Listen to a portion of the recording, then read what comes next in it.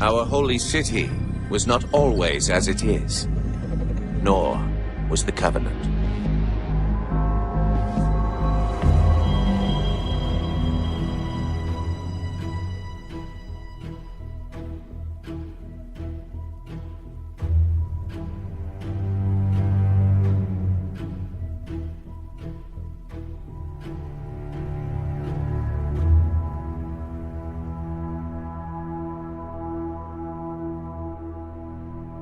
Shall we let the flood consume our holy city?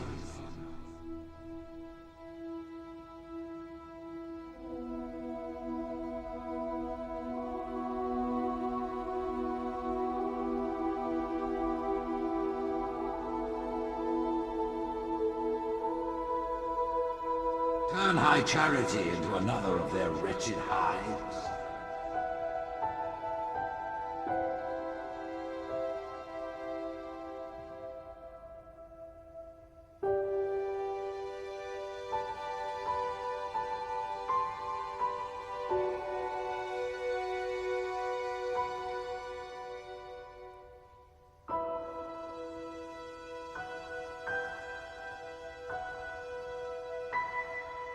There are those who said this day would never come.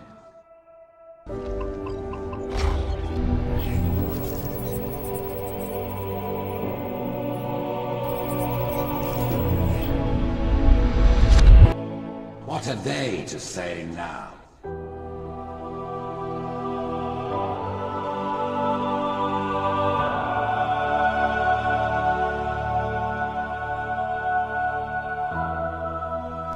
Hey everyone, welcome back to Installation 00. This video has been a long time in coming, and I know that there are tons of you out there who've been waiting on this for quite a while.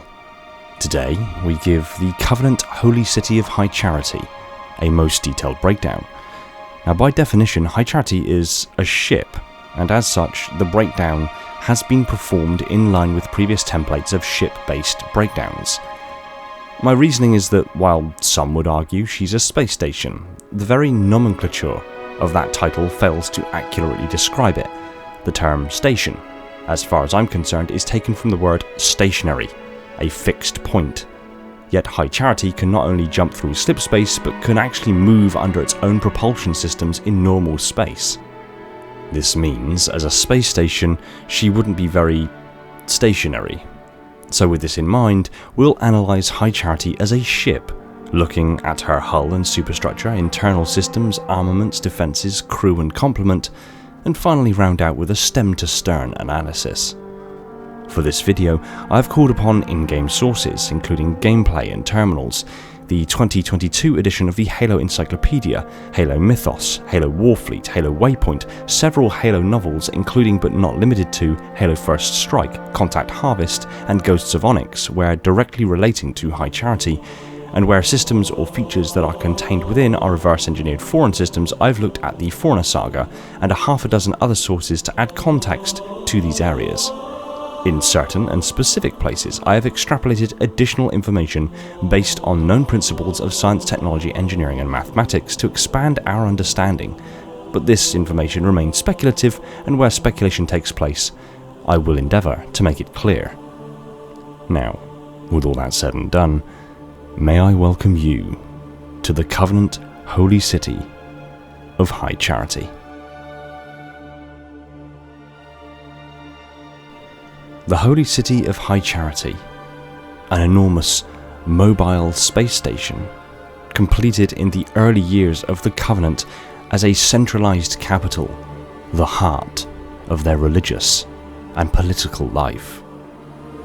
Over the centuries, the city expanded and grew, becoming home to billions, and the focal point of sacred pilgrimages by those who had never been graced with its countenance.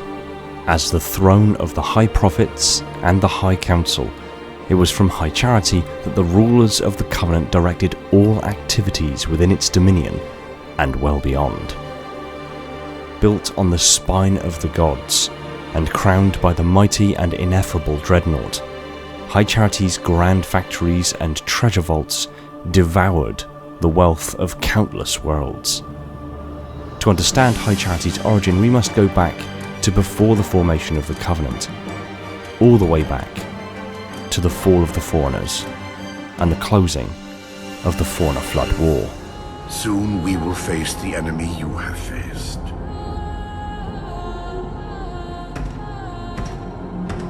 And we are afraid. Nearly 100,000 years before the formation of the Covenant, the Foreigners were in the last days of their war against the parasitic life forms known as the Flood. The Flood infected and consumed entire systems of life, mutating and corrupting them to serve the Flood's ultimate goals of ridding the galaxy of biodiversity and consuming all until there is nothing left. The Foreigners took it upon themselves to fight the Flood and try to preserve life. Hundreds, even thousands of strategic options were exhausted before the reality dawned on the Foreigners. The only way to kill the Flood was to starve them to death. They created the Halos, an array of superweapons capable of wiping the galaxy clean of all sentient life, and rid it of its Flood infestation at the same time. Efforts were made to catalogue and index species from across the galaxy as a conservation measure to reseed life after the Halos were fired. The final battle came to a head when mendicant bias, a rampant and corrupt Fauna AI, led the Flood army to the Ark, the source of the Halos, to prevent the firing of the array and to kill its makers. The Foreigners, with the help of offensive bias, a counter and equal to mendicant, managed to fire the array, destroying all life and killing the Flood. In moments, offensive bias took control of the battle and destroyed mendicant bias, splitting him into fragments and moving him to the Ark for further study.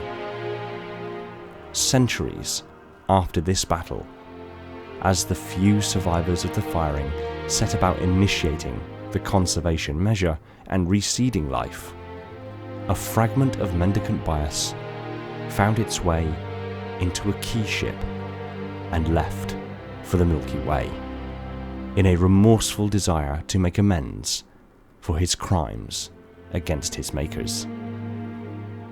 In his weakened state, he couldn't control the vessel sufficiently, and was forced to change course for the homeworld of humanity's ancient allies, the Sanshayum. The key ship crashed upon the surface of Janjur-Kum, where it would remain for millennia. Nearly 100,000 years later, the Sanshayum, now a reseeded species, and unaware of the truth of the events that preceded them, looked to the fauna ruins and relics on their planet with religious zeal.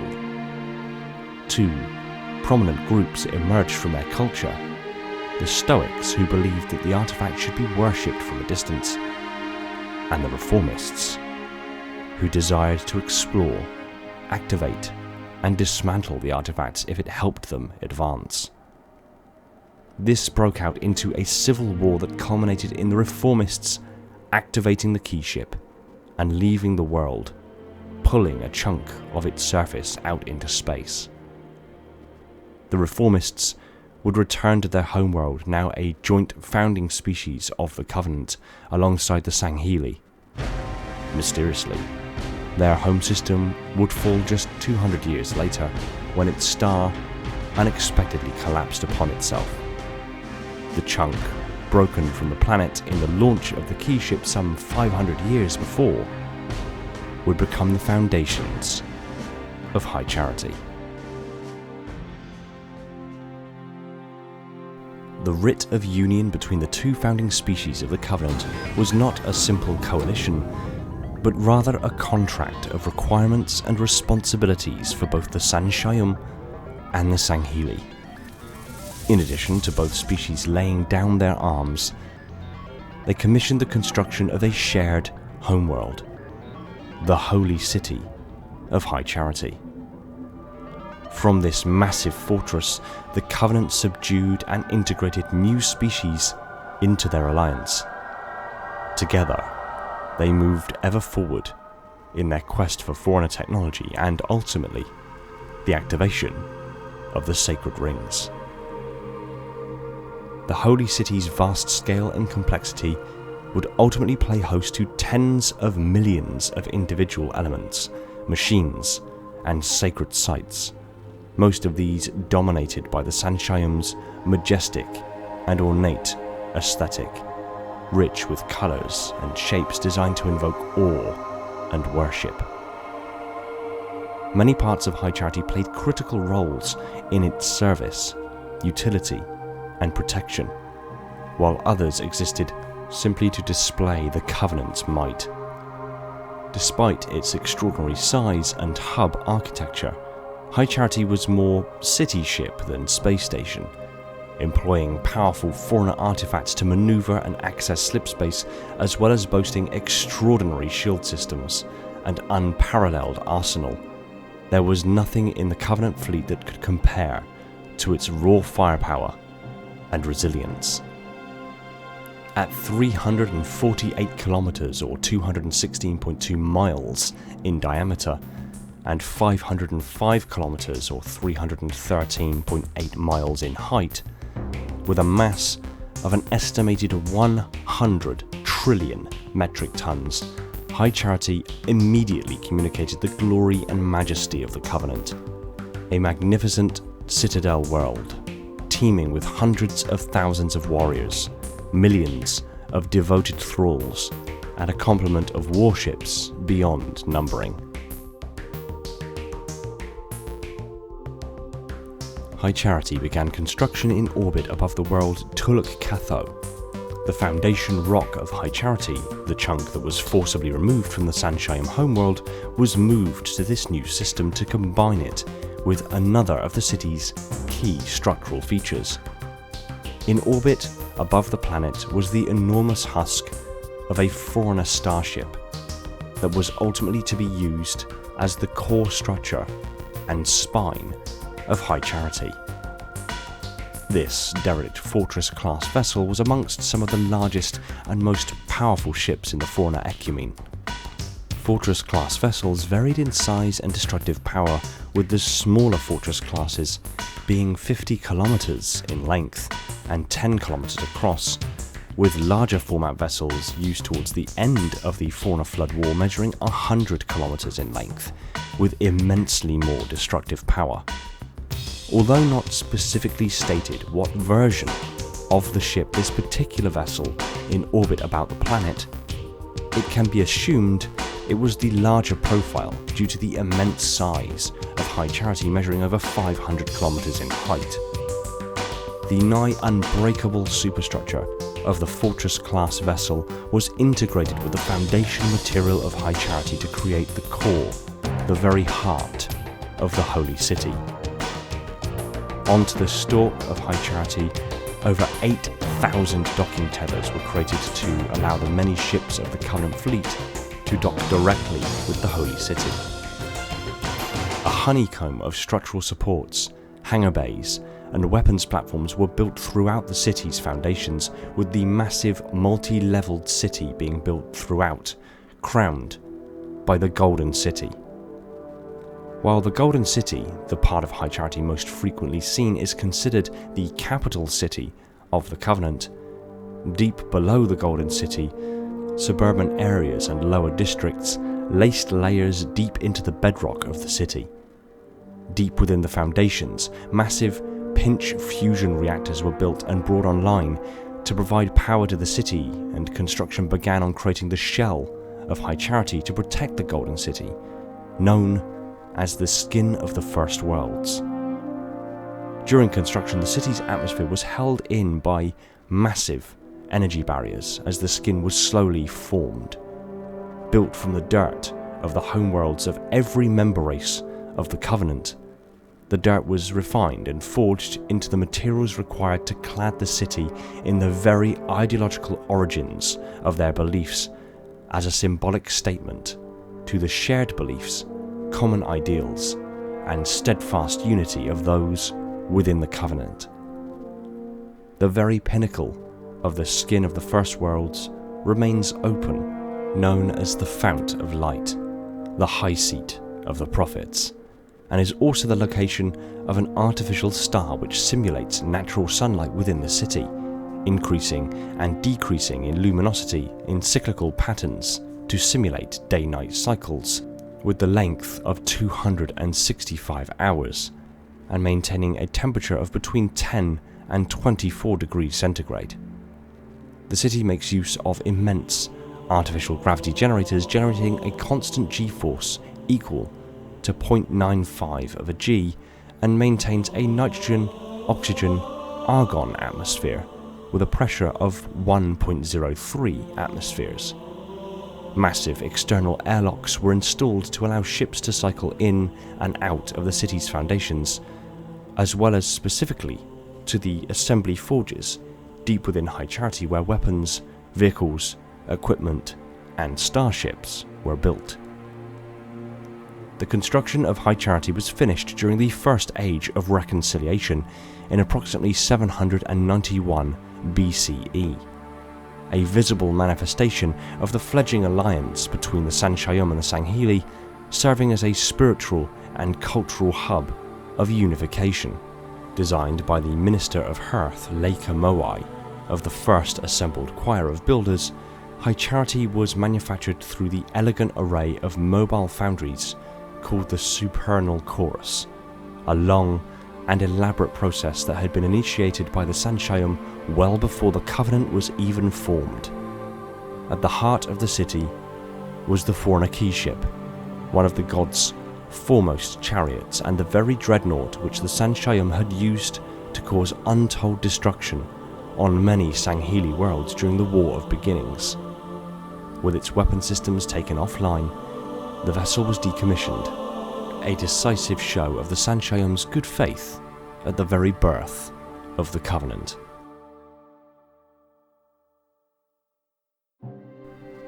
High Charity, being the mobile capital city of the Covenant, needed a means of locomotion to enable it to be moved and relocated at the will of the Prophets. This was achieved due to key structural components of the city being attributed to the derelict Fauna Fortress class vessel. The city reappropriated the engines of the fortress to enable the massive city to move. Known as the Wings of Malagus, these massive Fauna thrusters could move the impossibly large city with next to no effort. It is possible that the name of the Fauna Fortress class vessel was Malagus, or perhaps a Covenant mistranslation of its true name, making the name of the thrusters a slightly more poetic reference to the vessel's means of transport. Fauna vessels of all sizes made use of torsion plates for their thrust capacity, and the Wings of Malagus are no exception. Torsion plates were employed almost ubiquitously aboard Fauna starships.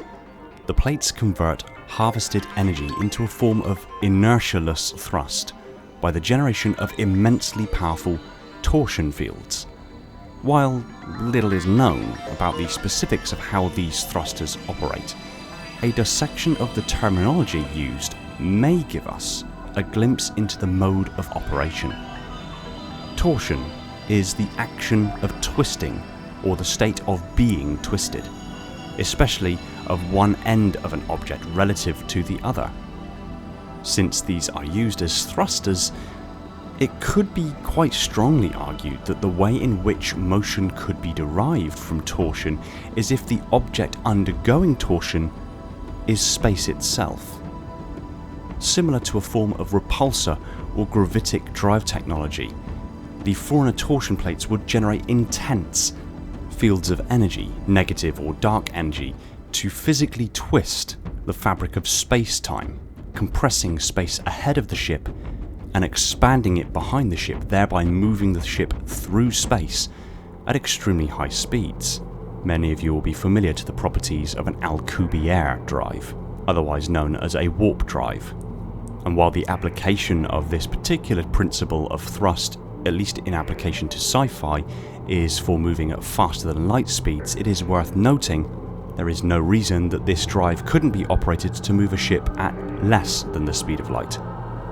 It is worth noting, however, that it is widely accepted that most of the laws of physics still apply in regards to speed and movement in space in the Halo universe, as with our real universe and most other sci-fi universes, meaning that if the engine compressed and expanded space-time enough, the ship could theoretically achieve faster than light velocities.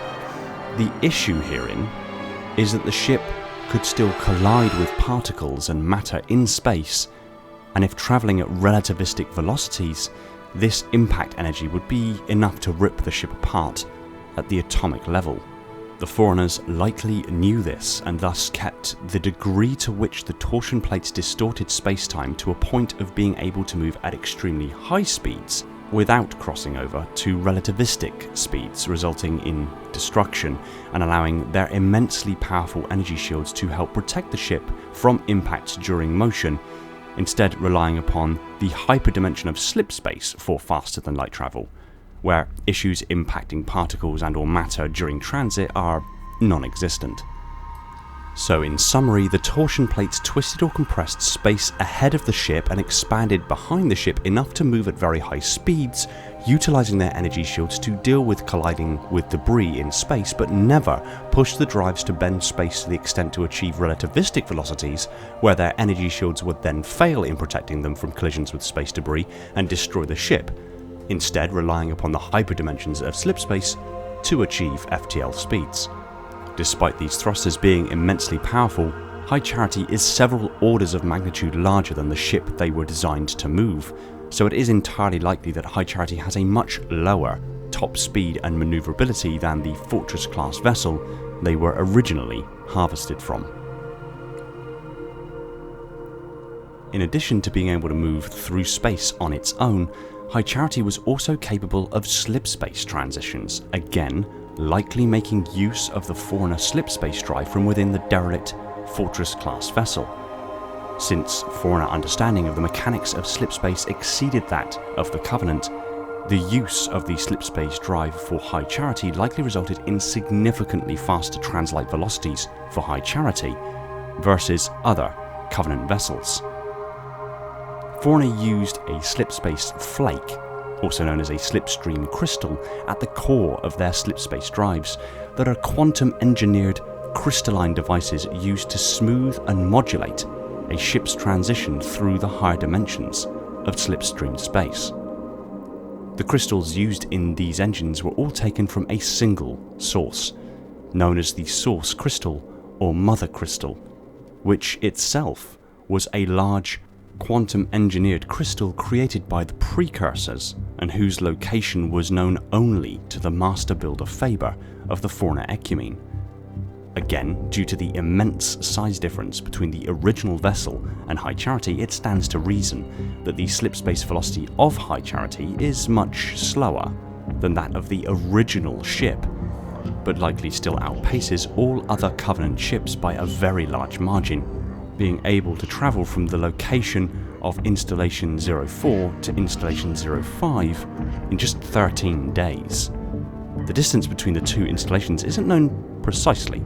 However, it is known that 04 is in the Soel system in relative proximity to Epsilon Eridani in the Orion arm of the galaxy, while 05 is in the Coalesced system in the Norma arm of the galaxy, meaning at the low end they could be around 8,000 light-years apart, and at the high end 30,000 light-years apart, giving an average of 19,000 light-years, thereby meaning High Charity may have the slipspace velocity of approximately 1,461.5 light-years per day, a third faster than any other known Covenant ship. However, its accompanying fleet would also be able to travel with it through slipspace at these high velocities due to being caught in her slipspace wake. Before the city was even fully completed, the massive and majestic Foreigner dreadnought known as the Anodyne Spirit was mounted at the center apex of the Golden City. measuring 10,774 meters or 35,300 feet in length, 12,441 meters or 40,800 feet in width, and 13,120 meters or 43,000 feet in height. The ship glowed with an awe and holiness, lit from above by the fount of light. Its powerful engines, at a fraction of their potential output, were tethered to the city itself via a conduit which was located between the dreadnought and the city's edge via an anti-gravity energy conduit and support rings. The anti-gravity conduit was generated by High Charity as a means of energy confinement, where the immense power of the dreadnought's engines would be siphoned from the ship via this conduit back into the city's systems. The support rings held the anti-gravity conduit in place and kept the beam coherent, similar to signal boosters along power lines. The final ring was larger and had 8 petal-like energy confinement arms mounted radially around the ring. This kept the immense energy being drawn from the ship focused and directed to where it was needed. During the Anodyne Spirit's disengagement from High Charity during its fall, the energy from her engines was shut off, but the anti-gravity confinement beam persisted until the moment of her launch, as those responsible for managing this connection were likely dealing with flood infestation, or indeed evacuating, either with the Prophets or elsewhere across the city. The Founts were found deep within High Charity's core, and was the primary source of power for the city before the dreadnought was mounted at the centre of the city. Powered by clusters of massive pinch fusion reactor power plants, these great furnaces were networked together via massive, city-spanning energy distribution grids. While originally intended to supplement the energy siphoned from the dreadnought, it became abundantly clear that the dreadnought had more than enough power, even at a fraction of its output, to fully power the city. This meant that after centuries of continued expansion and complacency, when the dreadnought left nearing the fall of High Charity, the city's reactors simply didn't have enough power to keep the city running. The pinch fusion reactor generates energy by using artificial gravity generators.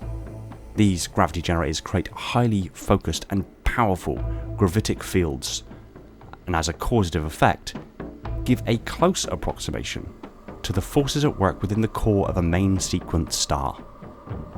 The physical shape of the reactor, with its 2 cone-shaped gravity-focusing generators positioned one above the other, their tips in close proximity, allow the gravity field to be focused down from a large macro area to an extraordinarily small micro area, facilitating the continued fusion reaction by literally pinching matter inside a very, very tiny reinforced area.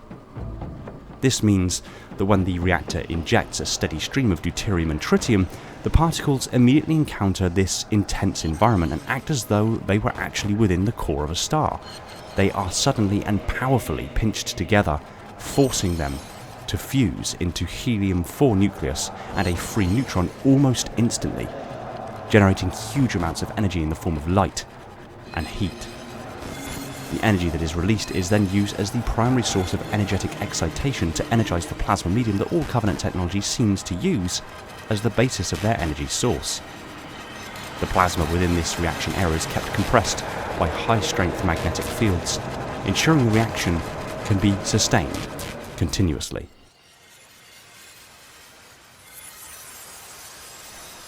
High Charity, being the Covenant's holy city, and the most holy and protected of objects within the Covenant Empire, literally bursting at the seams with holy relics from the gods, needed to be sufficiently protected, and her defences were greatly impressive.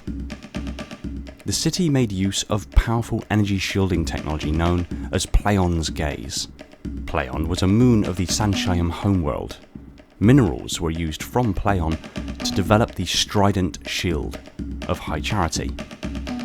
All Covenant ship-based energy shields are extremely powerful and can tolerate an immense level of firepower without failing, and also recharge very quickly.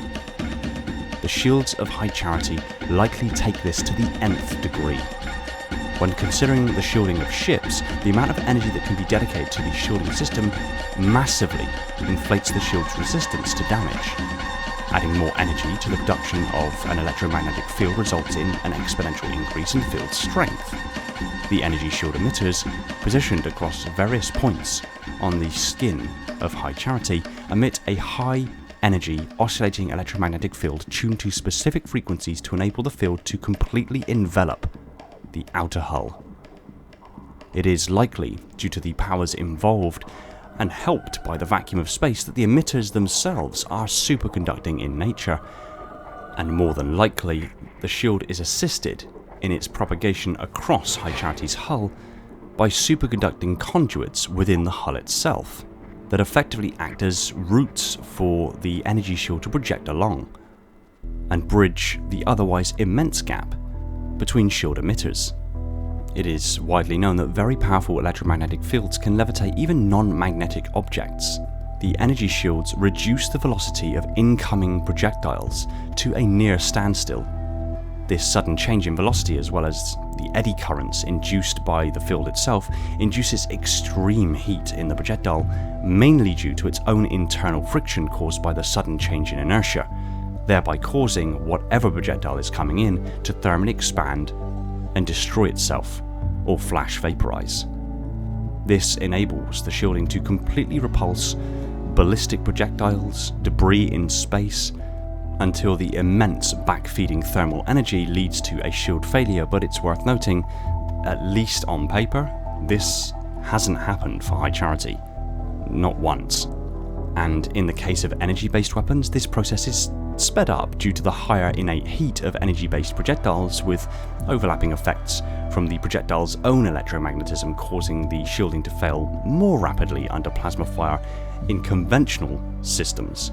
But again, with High Charity, it is never known to have happened, meaning that quite literally High Charity shields are second only to the Foreigner's exquisite engineering of energy shield and hard light technology.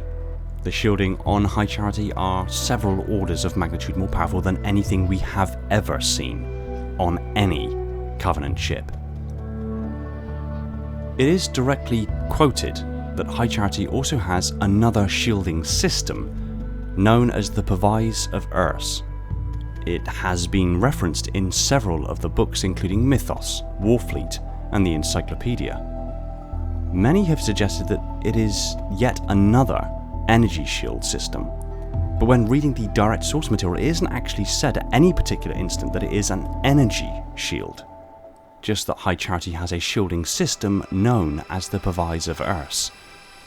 This, alongside the illustrations of High Charity and in-game footage of her outer and inner hull, leads me to believe that it's not actually relating to an energy shield, but a physical shield.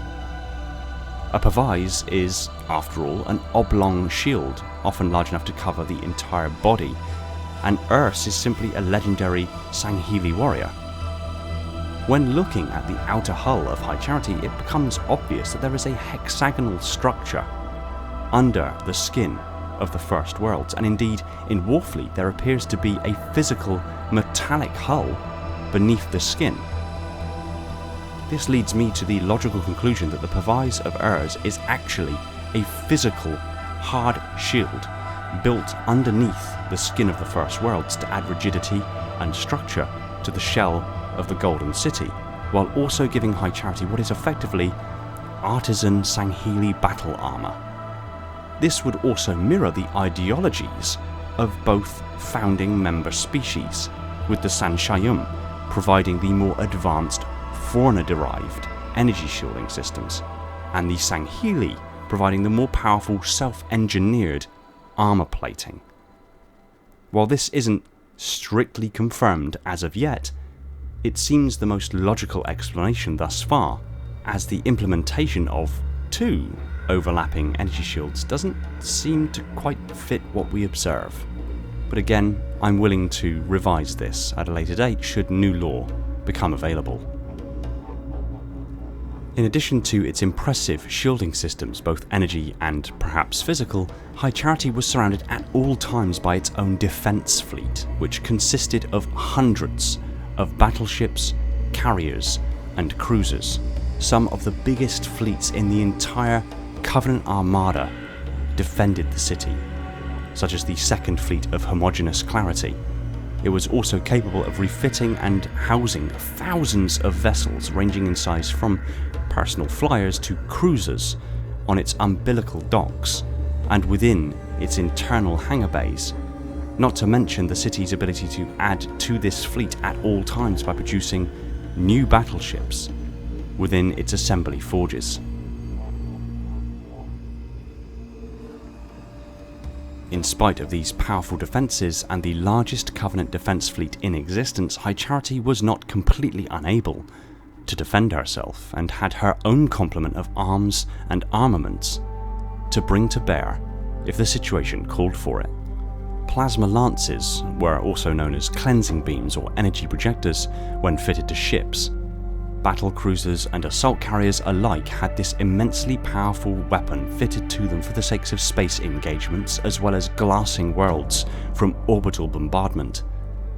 These powerful weapons could cut unshielded ships in half or gut them stem to stern in moments, and could overload a ship's energy shield systems in seconds depending on the size. The largest and most powerful of these beams, known as super heavy excavation beams, were found on CAS class assault carriers and CSO class supercarriers. They could fire ultra thin beams of plasma, fired from magnetic lensing and gravitic impellers to keep the beam focused and directed, and was fed directly by the ship's pinch fusion reactor. They could strip shields, destroy ships, and turn rock molten in a single, continuous beam of destruction. High Charity had 32 heavy plasma lances mounted in concealed firing positions with overlapping arcs of fire. In addition to this, she had 1,900 plasma beam emitters, similar in size and destructive power to the primary weapons supported by CCS-class battlecruisers. Altogether, High Charity alone held the destructive power roughly equivalent to a fleet of close to 2,000 Covenant capital ships. High Charity, unsurprisingly, had a crew and complement of ridiculous proportions.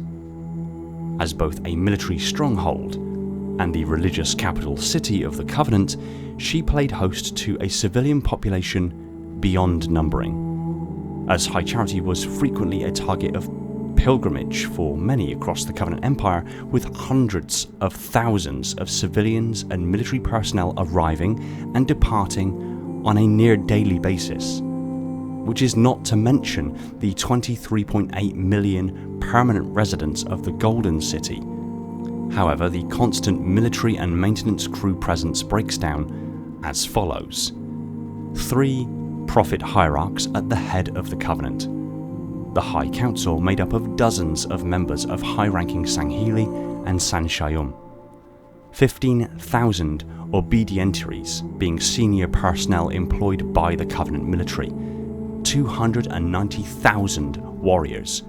2 million thralls, being the servants and slaves of the Covenant Holy City, and 7.7 billion menials, being individuals employed doing menial tasks and unskilled labour.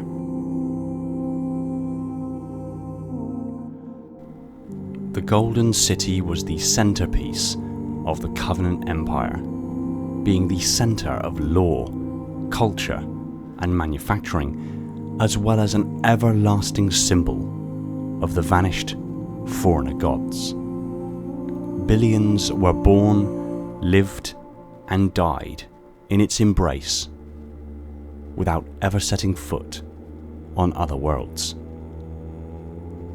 Constructed as a hub city, Centred around the Forerunner Dreadnought, the Grand Dome of High Charity encases the Golden City on all sides, and is brightly illuminated at its apex by the Fount of Light and the artificial star that gives the city its day-night cycles, matching that of the Sanshayum homeworld, Janjur-Kum. The walls are lined with the tower districts and key municipal, cultural and religious buildings, grand structures that overlook the entirety of the city from its periphery.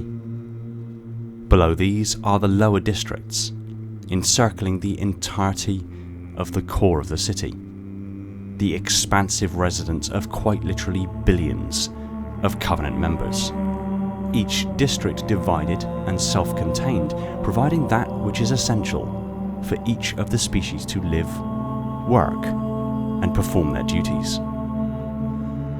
Inner still from this is the inner city, where massive towers and skyscrapers rise, the workplace and residence of the higher-ranking members of the Covenant, all facing inwards towards the very centre of the city, where a clearance gives way to the heavily guarded Forerunner Dreadnought, standing proudly and glistening from the Fount of Light as the centre crownstone of the Golden City.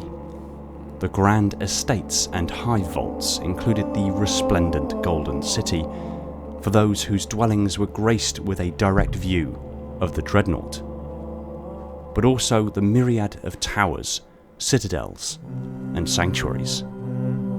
Dozens of these floating city stations housed millions within the Covenant's rigid caste system. High Charity had two types of districts: the Tower Districts and the Lower Districts. The Tower Districts lined the edges of the city where the city's edge met the walls of the dome.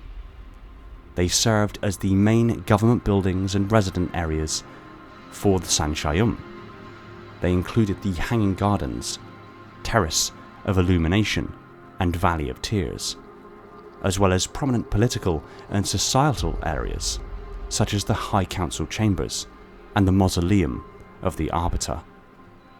The Sanctum of the Hierarchs could be found far above the Mausoleum, decorated with the shards of glass hanging delicately above, from the worlds glassed by the Covenant. The lower districts were sprawling, self-contained habitats capable of housing tens of millions in conditions befitting their station, all employed in explicit regions that allowed them to service vital facilities. They sat below the tower districts and housed a number of massive factories, including the assembly forges and the sacred promissory. They also housed High Charity's Ungoi population, where the atmosphere was maintained as methane-rich, so the grunts could breathe without needing their methane tanks. Populations of Lesser Sanshayum and Kigyar were also resident to the lower districts. The assembly forges are the central manufacturing facilities of the Covenant, although this name is used to describe collectively what is in fact a number of separate manufacturing facilities which are individually referred to as an assembly forge. These facilities produced items piece by piece using clouds of programmable nanomachines. These nanomachines were fed instructions via a design pattern, maintained by artisan armourers. The assembly forges produced numerous materiel ranging from weapons, vehicles, shuttles and starships, all for the Covenant war machine.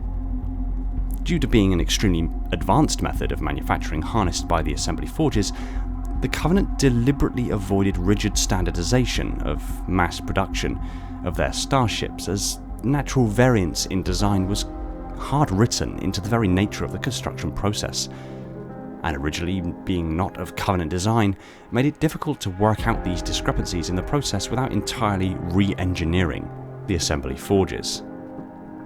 The assembly forge is an imperfect reverse-engineered replica of the assembler vats once used by the Forerunners that the Sanshayum painstakingly recreated.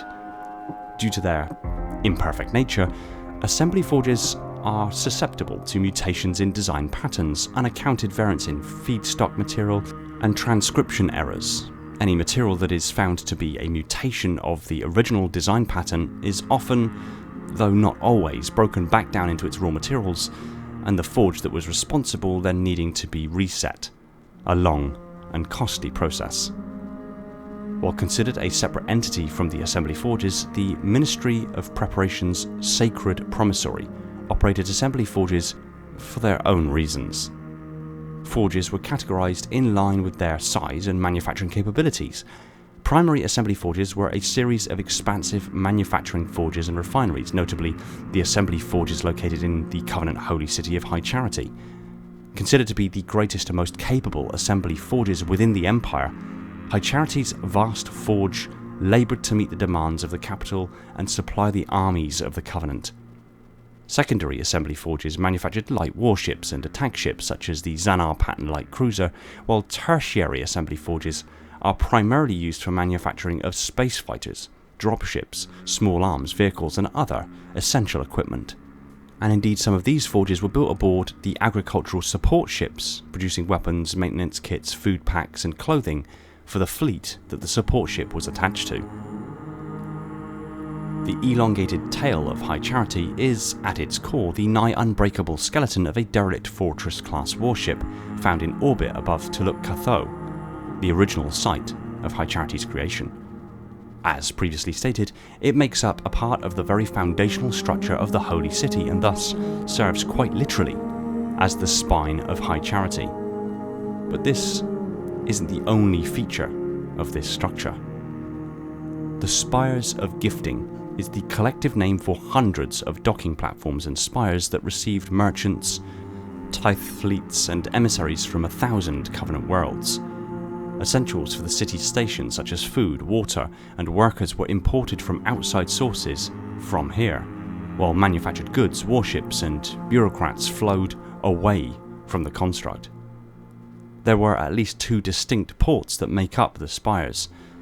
The first is the bustling and ornately decorated Window of Valen, which serviced ships that had come from Sanghelios.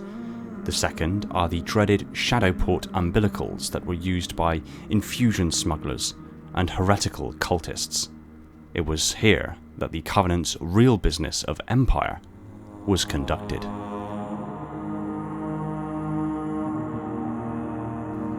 High Charity, the high seat of the prophets, the centre of governance, culture, and religious conduct for the entirety of the Covenant. A city of unparalleled beauty and power in equal measure, that remained a steadfast pillar of the Covenant for over 3,000 years. Up until the final weeks of its life, when the most highly guarded and impenetrable megastructure of the Covenant was finally breached by the gods' ancient enemy. The cunning flood finally gained the tools they needed to breach the city walls and flowed into the city with the pent-up rage of 100,000 years of imprisonment. Under the dominion of the Gravemind, High Charity was converted into a fetid hive for the flood and transported across the great span of extragalactic space to the Ark. The parasite's ancient and diabolical design was to permanently offline Halo, at last ushering in the end of all biodiversity in the galaxy by eliminating its greatest threat. Upon impact, the once great city was reduced to a debris field, a shattered collection of wreckage, sealed off and buried on the Ark's surface. Without fully active defense protocols, the Ark could only contain the impact site, leaving it susceptible to compromise and the peril of Outbreak.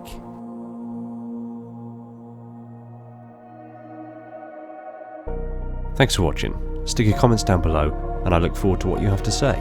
And quick shout outs and thank yous to my patrons: Spartan10148, my devastatingly effective Metarch class Ancilla; Silver Spartan, Leon, Ram, Prophet Bear and Irrefutable Justice, my ever-vigilant monitors; the careful tending of Alvin, Andrew, Brian, Cameron, Darian, Devon, Phantom, Flaming Halo, Cabal, Legions Lost, Michael, Spartan0137, the Cave Potato and Wolf Eclipse, my sub-monitors, my growing fleet of Strato Sentinels, and my most loyal of enforcers, and all my awesome Sentinels, Sentries and Constructors who have jumped aboard on Patreon to help support the channel. You have my debt of gratitude. And, as ever, Todd Morrison, my Tier 0 Transcendent YouTube member. Thanks for keeping my installation running on that glorious vacuum energy. Remember to like, comment and subscribe, as it all helps the channel grow and helps me to continue to deliver this kind of content for you guys. And if you're ready for your next steps in evolution, head over to Patreon and become a patron there, or become a YouTube member to attain a higher state of being. Much love to all of you, take it easy everyone, and find peace in the domain.